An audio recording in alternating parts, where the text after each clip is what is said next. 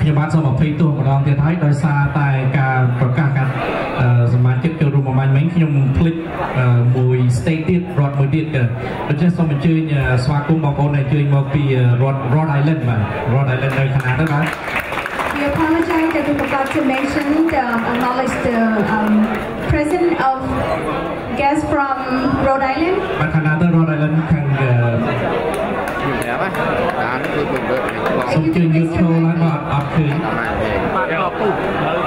ទប្រហែលជាគាត់អត់ចិត្តអីចឹងអញ្ចឹងយើងឥ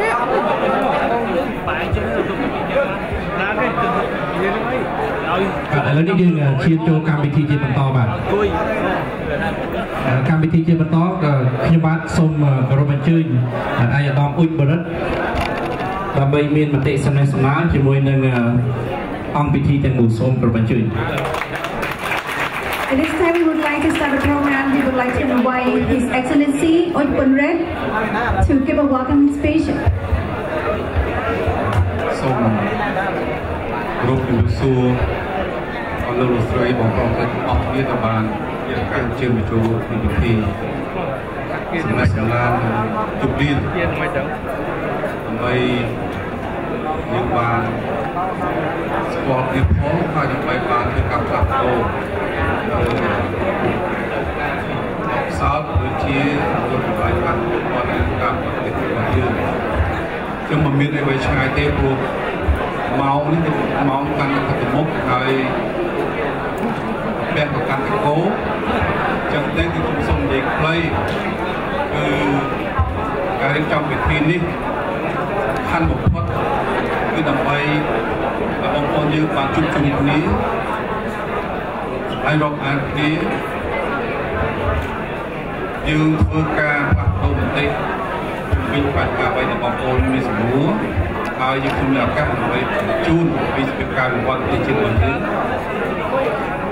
យល់ថាថ្ងៃនេះគឺបងប្អូនទាំងអស់ជួយមកពីរដ្ឋឆ្ងាយថាមានពេលវេលាដែលយើងជួបគ្នាគឺរយៈពេលខ្លីតែយល់ថាជាឱកាសដ៏ដំណាស់យើងខ្ញុំមកពីឆ្ងាយដែរនោះគឺដើម្បីជួបនិងដើម្បីសូមយកឱកាសនេះជូនពរឲ្យបងប្អូនទាំងអស់គ្នាសូមតបទៅនាយកគណៈសង្ឃប្រទេសវិទ្យាល័យហើយទុកពេលវេលានេះជូនឲ្យមួយប៉ុណ្ណេះសូមជែកជូនថាអស់លោកលោកស្រីទាំងអស់បងប្អូនឆ្ងល់ហើយឆ្ងល់ថាមិនចិត្តឲ្យមួយនេះគឺក្មួយខ្លួនឯងផ្ទាល់ទេគឺសម្ដៅសុំថាកុំឲ្យជួបឯកឧត្តមមកចង់ធ្វើម៉េចជាមនុស្សជាបងប្អូនហើយបងប្អូននិងវិជាស្និទ្ធជាតិអញ្ចឹងទេគឺសូមគោរពជូនថានេះជាសំណូមពររបស់មួយម្នាក់ផ្ទាល់ដែលសូមឲ្យហៅជាបងប្អូនជាក្មួយចិត្តសូមអរគុណហើយក៏សូមអញ្ជើញមួយដើម្បីធ្វើប្រទេសចាប់អារម្មណ៍ដើម្បីឲ្យពេលវេលានេះបានឆាប់បានសួរសម្រាប់កាសទីទួចហើយយើងចាប់តាមសារនៅអបអរដល់សូមអរគុណបាទបានសូមគោរពអញ្ជើញជាគុណបណ្ណែតបាទមុននឹងមតិសម្ដែងសម្ដាររបស់លោកហ៊ុនម៉ាណែតខ្ញុំបាទក៏សូមខន្តីអភ័យទោសដល់លោកលោកស្រីដែរសូមមេត្តាស្ងាត់ស្ងៀមបន្តិចដើម្បីឲ្យបងប្អូននៅខាងក្រោយគាត់បានស្ដាប់ឮដែរដោយសារសម្លេងរបស់យើងខ្ញុំគិតថាបងប្អូននៅខាងក្រោយរួមផ្សំជាមួយនឹងការជជែកគ្នាផងនោះប្រហែលជាមិនអាចបានស្ដាប់ឮគ្រប់ពាក្យសម្ដីដែលគណៈធិបតីយើងជាពិសេសលោកហ៊ុនម៉ាណែតនឹងជម្រាបជូននេះបាទដូច្នេះសូមមេត្តាខន្តីអភ័យទោស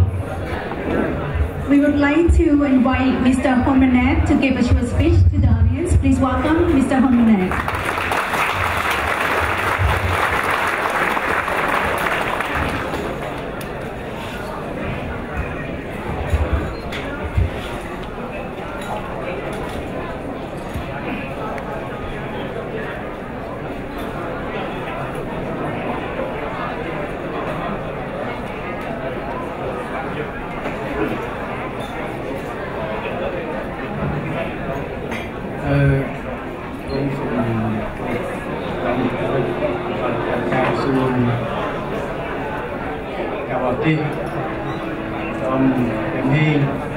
ជួនជាចិនចាក់កម្មជាប្រចាំនៅអាមេរិកដល់ទុយរី គឺចាំនៅអិន Mayor Rodney Elliott and city councillors ជំរាបសួរដល់តាលោកអង្គពូមីងបងប្អូនអស់ជួយមកចូលរួមនៅកម្មវិធីនៅថ្ងៃនេះសូមទោសទុកជាមុនព្រោះយើងដូចញ័រតិចតាមពិត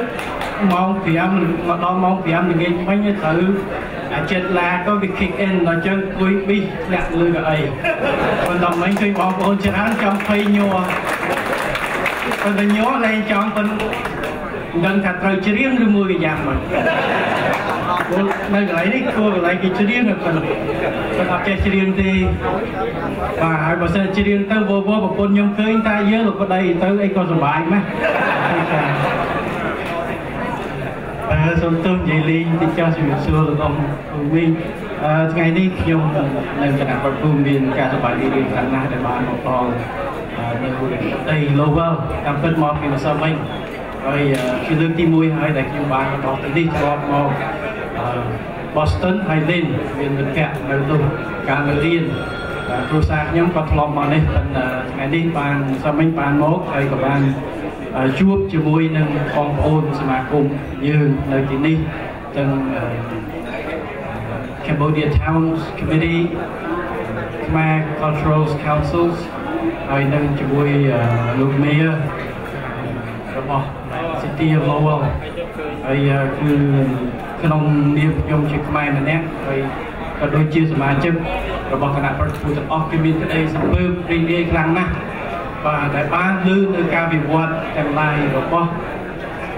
Cambodian communities នៅ Lowell បាទ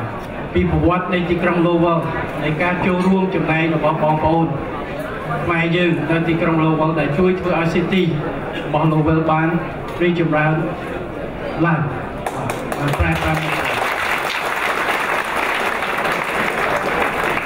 ហើយនេះគឺជាអ្វីដែលសំខាន់ណាស់ចំពោះគេថា National Pride